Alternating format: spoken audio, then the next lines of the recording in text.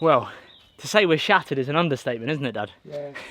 We've just wheeled in a load more wheelbarrows of 2x4, or 4x2, however you want to say it. But we finished the back plate, sort of the back section of the bird hide. Now we've figured out the process and what we're doing. Hopefully we get a bit more rhythm. But we've got a lot more wood to work with. And then essentially we're going to do the back, then we're going to do the front, then we'll do the sides. And then hopefully we can work on the cladding, which is the bit I'm really looking forward to, is the actual... Yeah, the size will be different because there's a very slight 2-inch drop in the slope, isn't there? Yeah, so it's going to be a kind of lean-to angle. Now it's a flat roof essentially, lean-to angle, highest at the front here, lowest at the back where Dad is, have a door at the front. It's going to be really good, we're looking forward to it. We might do a little thing out the back as well. But got the window, haven't we? Got the window in it? Yeah, we've made a window just to get some light in there for if we're, you know, filming through and things like that. But yeah, it's nice to be working without the rain this time. We've got a week of good weather, so we're going to really crack on this week. Literally crack, our bodies are just like with the wheelbarrows. But whew, yeah, let's crack on. Let's do the next front section.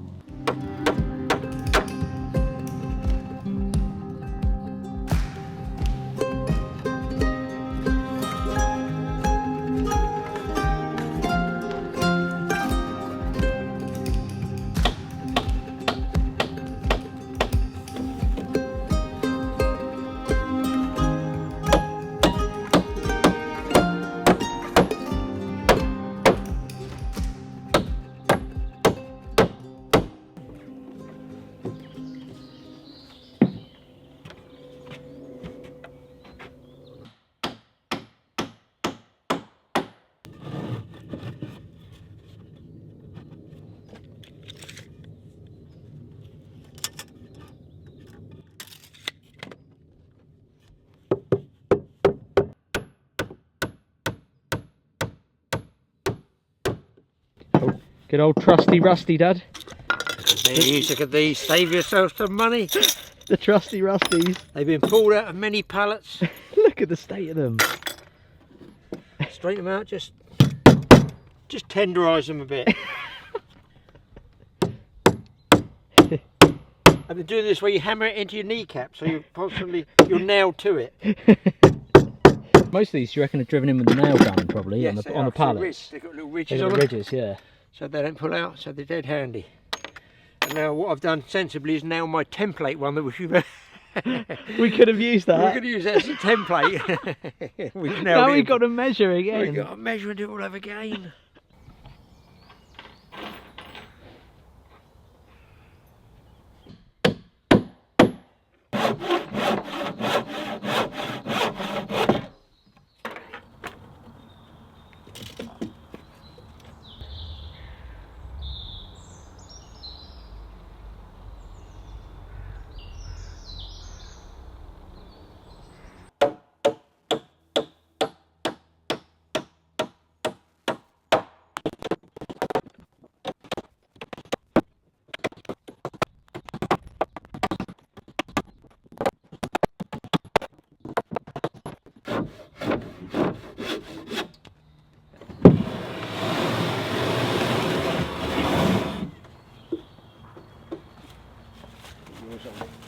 I'll have to slide by and pull it out.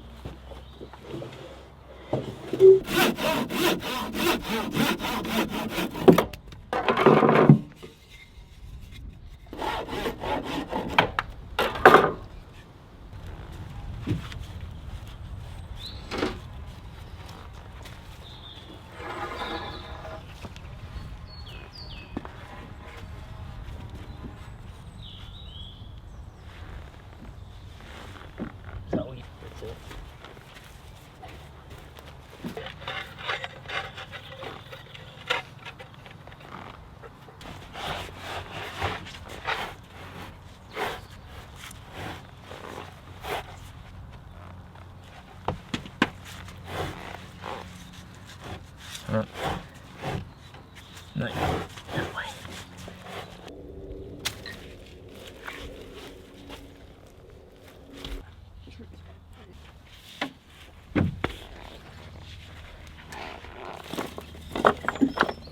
Try that. There.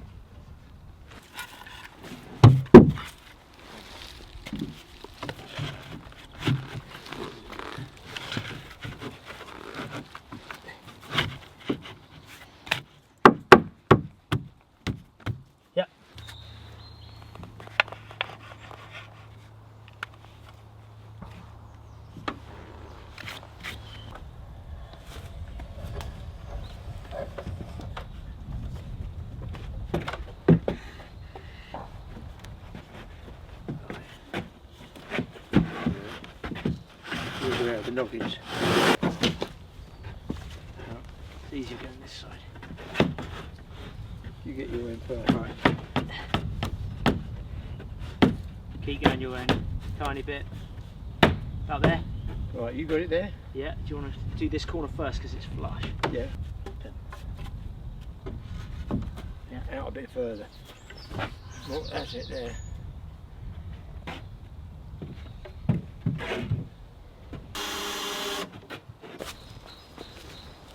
Towards you. Yeah. Just watch those nails. Just About there. up there. So that's okay there, yeah? Yeah. I'll just do my arms up long enough, that's it, you want.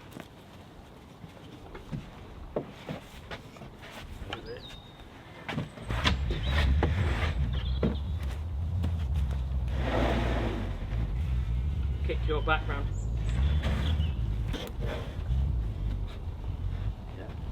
Yeah. So, Okay, hold on. needs to come my way. Keep coming my way. Well, it's level here. Okay, well I'll kick that level. Yeah, there you go. Oh, you got it there. Yeah, we're good. Just make sure you don't go that way. Yeah, I got it.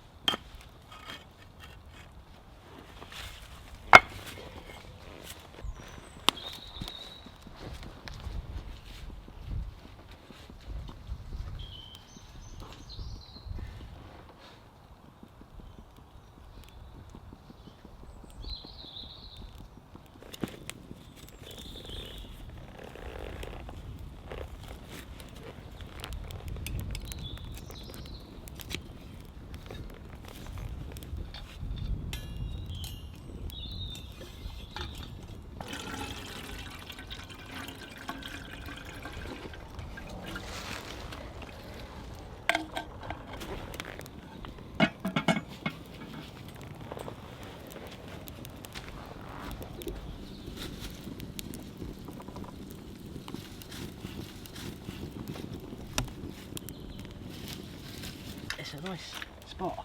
Yeah. Very cool. Does punch the heat out, doesn't it? Yeah. You put your hand just there, Yeah. surprises.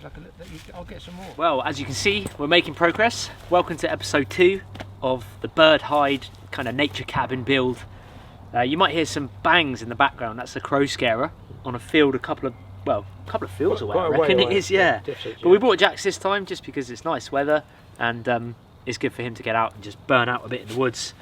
We've made this little makeshift fire pit. We brought some bricks. You brought some bricks up, didn't you, Dad? Yeah, some of the bricks are really old ones, like Edwardian ones. Yeah, they look Victorian, quite what they call antique-y. clay cut. Yeah. They're cut with a wire, flat, so they don't have the frog in the middle for put like you would on a modern brick or holes. It's just a straight flat cut that they have a block of clay and they slide the wire through it. So Yeah. they're old bricks, so we're in keeping with the age of survival in the forest. No, it's yeah, we're just temporarily making a little fire pit really, but in terms of what we've done this episode, it was all about the walls. As you can see behind us, we've just done pretty basic stud wall really, isn't it? We've just done a frame, then we did some studs, vertical studs, and then we put some noggins in, and it's just for a bit of rigidity. It's probably a bit overkill in terms of what it's for. Yeah. This, you know, it's not a livable house. It is just a nature sort of thing to come and pop by to, and mainly for the majority it would be a tool storage shed, probably, because otherwise we have to take the barrows back each time and keep them out the way, and then they rust and get damaged in the rain, and the tools do. So for us, it's a nice place to be able to store the tools as well, and that's probably the primary thing. Your logs as well, your logs and anything you want firelighting and stuff? Yeah, exactly, a bit of firewood I can keep in there and stuff like that. Right. But yeah, we're pretty pleased with it. I know it looks a bit boxy, but there is a slight pitch on the roof. We didn't want a massive pitch because we've had huge storms come this winter, and it's facing the southwest really, so the storms could come flying up through the woods and lift the roof off. So ideally we've kept it as kind of lower pitch of an angle as possible, but with enough that it's going to be a runoff of water. The roof will probably be the next episode. So here is where we are so far. Obviously it's quite box-like, but we've raised the pitch with a bit more of a sill kind of at the top there. And this is going to be the door, raised up on logs. Walk through here, through the door, and then obviously to let some light in here for when I'm doing any filming or anything like that. There's a window here to allow some light in, so that'll be a window. And then over here will be another kind of shutter window, and that's what the view is. So look at that. That's the view of the beach side of my woodland. All over there, the sun looks like it goes to set sort of over there. There's where the west is, that way. And yeah, it's coming along. We put some wind braces in, didn't we, Dad, up here? Yeah. Just for a bit of support. They're only small ones, but you know, just to stop any racking when it starts to move like that with the wind. Every corner has it, and we've put some pretty large screws in here to hold it. Now obviously if we were putting plasterboard up in here and doing full-on plastering, you wouldn't want this gap here. You would probably put another 2x4 all the way down there, so that you've got a flush corner for a right angle, like Dad's. Yeah, so it would make a flush one. But we don't need to do that. We'll probably just board the inside. As for insulation, I don't think we're going to need insulation because we're not living in it. We can sort of potentially put our own insulation down the line, you know, just cheaper stuff. But we'll board it obviously, and then yeah, it's just the roof. So it's fairly square, but there is a drop from up there to down there, and it's going to be a kind of low profile roof, and then we're going to have an overhang out here for a bit of a kind of porchy area to store logs under and things like that to keep them dry. Yeah, so what we've done is to stop the moisture coming up through the logs, which a few of you mentioned. I mean, you can use really anything, but we want to keep it fairly basic.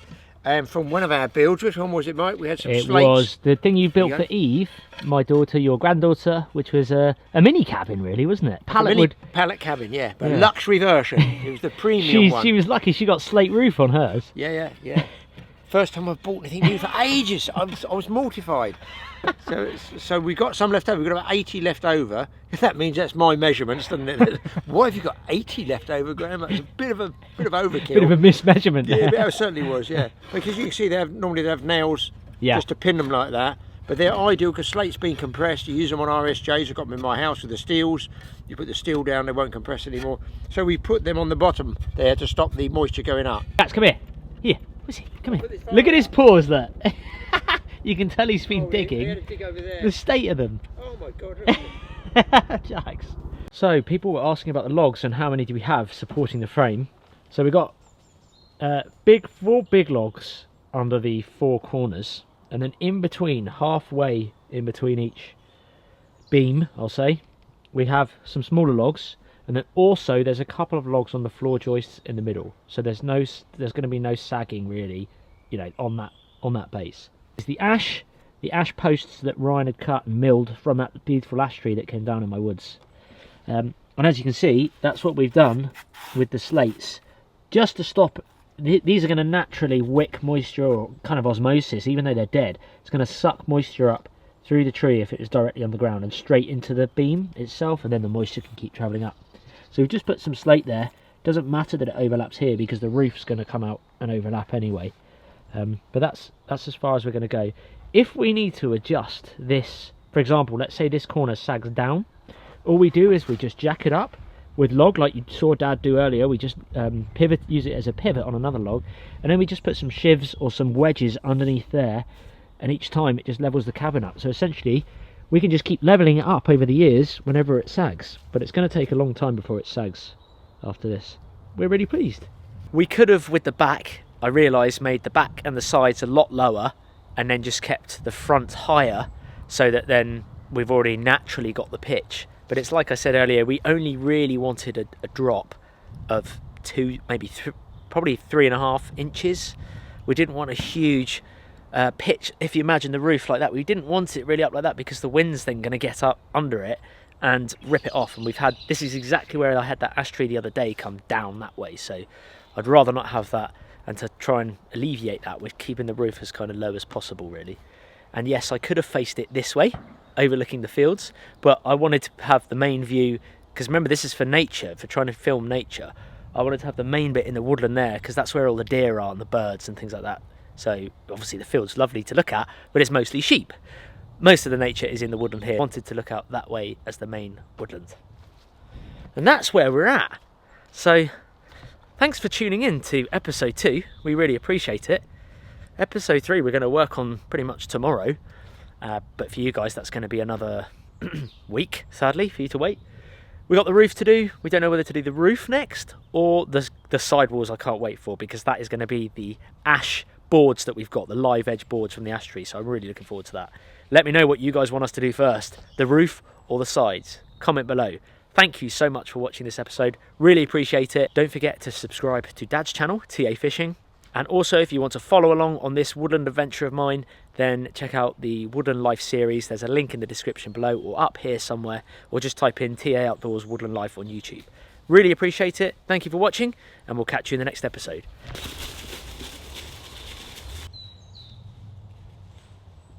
It'll be blowing now after that. He always does this with Jax. He's saying, you wait, Jax. Get him, get him, get him. He's so little. How are you feeling, Dad? I won. How's that garlic taste down there? It smells nice. It smells nice. Get on me. Yeah, by the way, everyone, this is a blanket of garlic. Look at that. It's lovely stuff. So we got plenty to add to our cooking when we start doing some cooking episodes. And then further over there in the hazel is some bluebells. You might just be able to see them. They're all going to come up soon. And more garlic down this way as well. It's a lovely spot. Really, really pleased with it.